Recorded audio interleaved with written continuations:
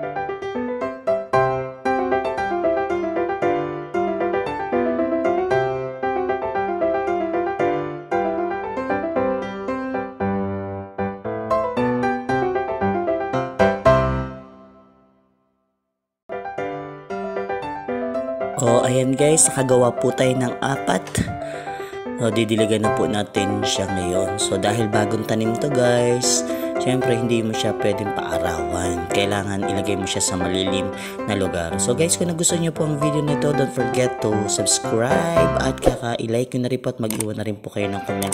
Maraming salamat po. God bless you all po.